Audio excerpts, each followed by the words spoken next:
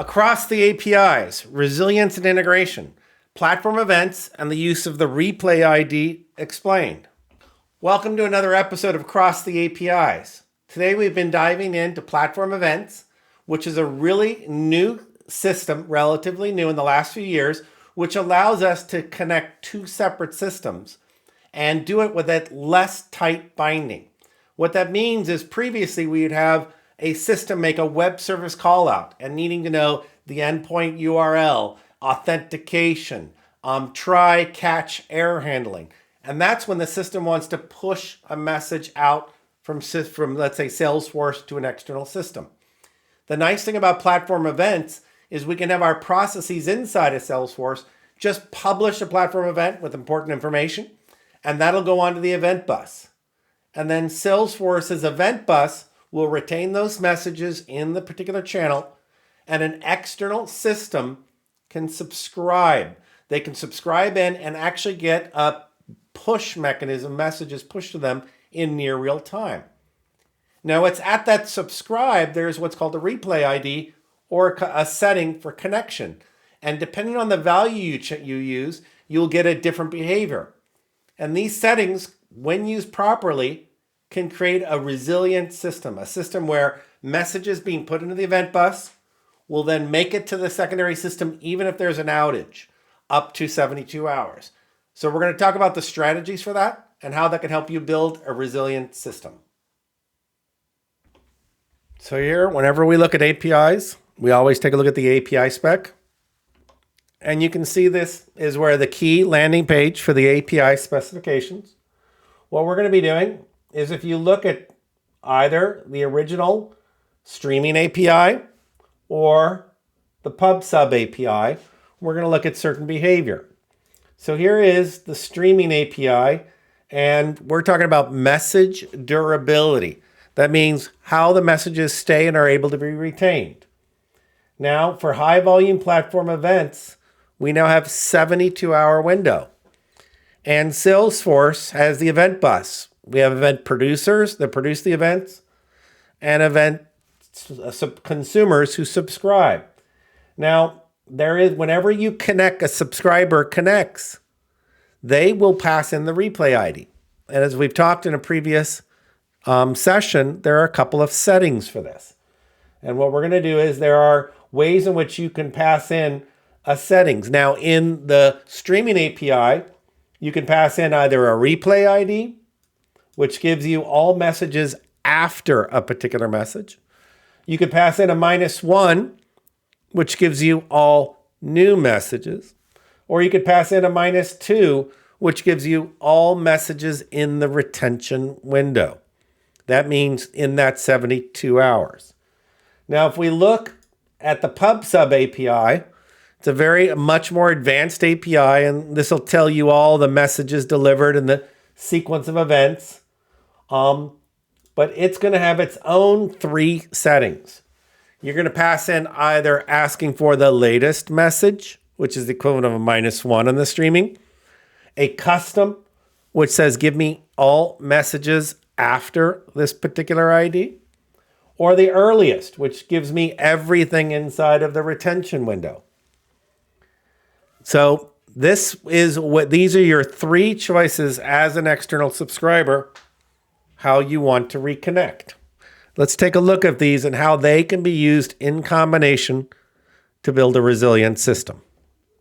So if I have Salesforce and I have a flow, and the flow is publishing events to the event bus.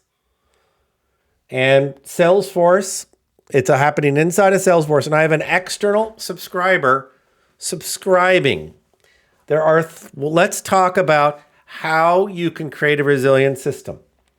So first, when these systems first come online, you may need to do your own initial data load to bring them in sync. But let's use this as the starting point. You're going to start to synchronize.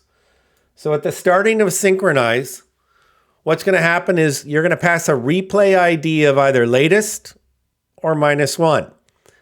And then from that point forward, every message you get, you're going to store the replay ID for each received message.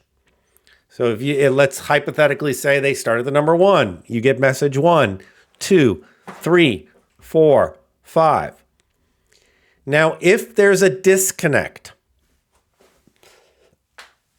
so if there's a disconnect and the external subscriber needs to reconnect, what they do is they take that last replay ID that they had received from the most recent message. Let's assume it's 1, 2, 3. So at that disconnect, let's call it 1 hour down. They've been down 1 hour of a disconnect. They would pass in a replay ID of 1, 2, 3, and they reconnect. What'll happen is the event bus will start to send them all messages after 1, 2, 3 in a sequence, streaming on the streaming API or the pub sub API until they are caught up to the current time. And then they just proceed to receive new messages. So a key element is you're going to receive these messages in sequence, and they're going to begin after message 1, 2, 3, assuming that was the custom message ID you passed in. Now, this mechanism will operate up until a 72-hour downtime, because that's how long Salesforce will retain these messages. And at the 72-hour mark, messages will be being discarded from the event bus. Now, all it takes is the subscriber to be recording the last replay ID in some form of relative persistent storage, cache, local storage, and at reconnect, we'll be able to essentially not miss any messages. This is not fully guaranteed delivery, which is a different mechanism, but this is a very high level of deliverability with the reconnect.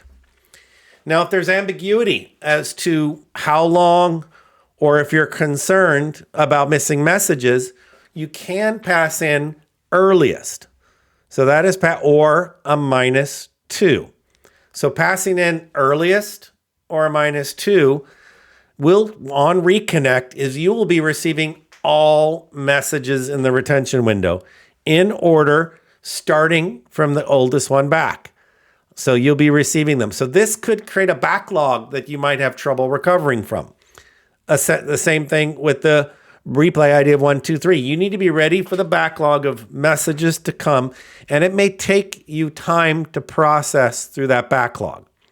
But you will get them in sequence, and you will then, this will give you the retention window. Now, you will get an error if you try to ask for 1, 2, 3, and it's either outside the retention window, like you sat on that replay ID for 73 hours, or if for some reason you're sending an invalid ID, like one in the future. So you need to be ready for that error because it could be outside the retention window. But using this, you can have a system that just needs, all it has to do is to store a value, the latest message replay ID. And then if it detects a disconnect, just pass that in. It's a very powerful mechanism for being able to have this recovery. So this buys you almost guaranteed delivery, not guaranteed delivery, but near guaranteed delivery, and a resiliency up to the 72 hours. You just need to be ready that if it's an extended window of time, then you might not be getting the latest messages until you work your way through the backlog. If you didn't want to work your way through the backlog, then at reconnect, you would pass in the -1, latest. So no backlog on reconnect, -1. Go to a particular message with the backlog, pass in a replay ID, or if you may not have quite the high volumes and you're concerned about not missing messages, you could go back to the earliest point with earliest or -2. So this replay ID, latest, earliest, particular replay ID, gives you built-in resiliency on an external subscriber connecting. They just need to decide what their replay ID will be on connection, and you can get this really built-in resiliency, and Salesforce Event Bus will be retaining these messages for you. Hope this was helpful. Thank you very much. Thank you for joining Replaying for Resilience. Join me again, same bat time, same bat channel. Subscribe to SteveTechArc, www.stevetecharc.com, and SteveTechArc on YouTube. Have a great day.